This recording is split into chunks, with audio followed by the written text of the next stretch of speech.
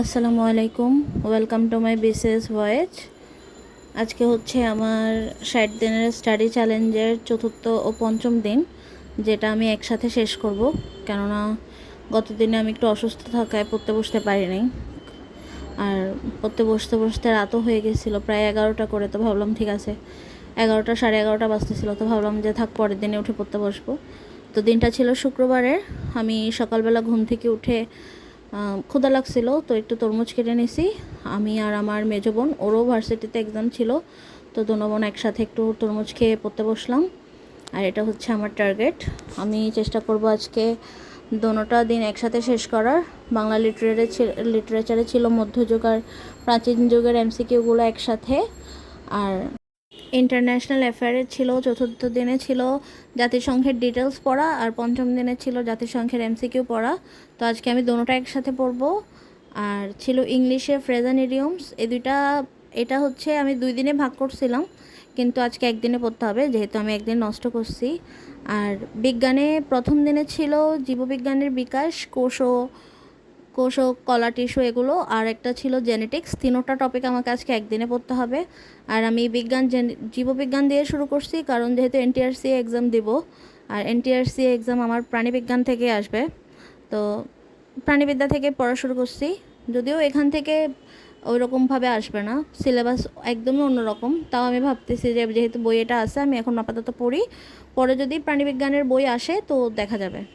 তো এই তো শুরু করছিলাম প্রাচীন যুগ আর মধ্যযুগের এমসিকিউ পড়া দিয়ে। আমি আগে আমার প্রশ্ন ব্যাংক থেকে এমসিকিউগুলো পড়লাম, তো ওইটা শেষ করতে প্রায় আমার 2 ঘন্টার মতো লাগছিল। পরে আম্মু আবার নাস্তায় সিঙ্গারা সমোসা এগুলো আনলো, এগুলো খাইলাম। তারপরে প্রশ্ন ব্যাংক থেকে প্রাচীন যুগ মধ্যযুগ পড়ার পরে আমার ভাবলাম যে 2 ঘন্টার মতো চলে গেছিলো। এরপরে ভাবলাম যে আমার যে আরেকটা প্রশ্ন ব্যাংক ছিল ওইটা থেকেও পড়ি। তো ওই প্রশ্ন ব্যাংকটা থেকেও বাংলা লিটারেচার শেষ করতে আমার বাংলা পড়তে সময় লাগছে মোট 4 ঘন্টা, মানে সারাদিন শুধু বাংলার পিছনেই চলে গেছে। যদিও অনেক ভালো করে পড়ছি প্রাচীন যুগ আর মধ্যযুগ, আশা করি ভালোই মনে থাকবে, দেখা যাক। এরপরে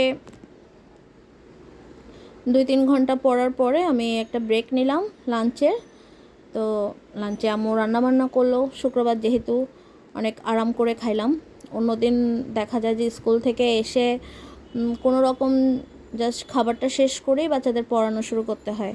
এমনও দেখা যায় যে আমি স্কুল থেকে মাত্র আসছি, আমার প্রাইভেটের বাচ্চারা এসে বসে আছে, আমি কোনো রকম তাড়াহুড়া করে মাঝে মধ্যে ভাত খেয়ে মাঝে মধ্যে না খেয়ে ওদের পড়ানো শুরু করি। তো শুক্রবারটা এই দিক থেকে একটু আলাদা। এরপরে আমার নোট করা ছিল জাতিসংঘ, ওই নোট থেকে সব কিছু পড়লাম। নোটটা ভালোভাবেই মোটামুটি করা ছিল, কিন্তু নোট থেকে পড়তে অত কঠিন লাগে নাই। কিন্তু যখন নোট শেষ করার পরে এমসিকিউগুলো পড়লাম আমার প্রশ্ন ব্যাংক থেকে, ওখানে জাতিসংঘের অনেকগুলো এমসিকিউ ছিল, আর ডিটেলস পড়তেও আমার অনেক টাইম লাগছে। ইন্টারন্যাশনাল অ্যাফেয়ারের পড়াগুলো আমি আগে পড়তাম না, অন্যান্য সব পরীক্ষায়ও দেখা গেছে ইন্টারন্যাশনাল অ্যাফেয়ার আমি স্কিপ করছি। তো এবার পড়তেছি মোটামুটি ভালো করে, যে কারণে ইন্টারন্যাশনাল অ্যাফেয়ারের উপর আমার এত একটা আয়ত্ত নয়। আর এমসিকিউগুলো যখন পড়তেছিলাম আমি মানে এত ভালো করে পড়তে পারতেছিলাম না, ভুলে যাচ্ছিলাম। আমার এখনও অত মাথায় নাই, মানে জাতিসংঘের এই পার্টটুকু এমসিকিউগুলো আমার আরও পড়া লাগবে। শুধু জাতিসংঘ বলতে না, ইন্টারন্যাশনাল অ্যাফেয়ারেই আমার অনেক ভালো করে আরও পড়তে হবে।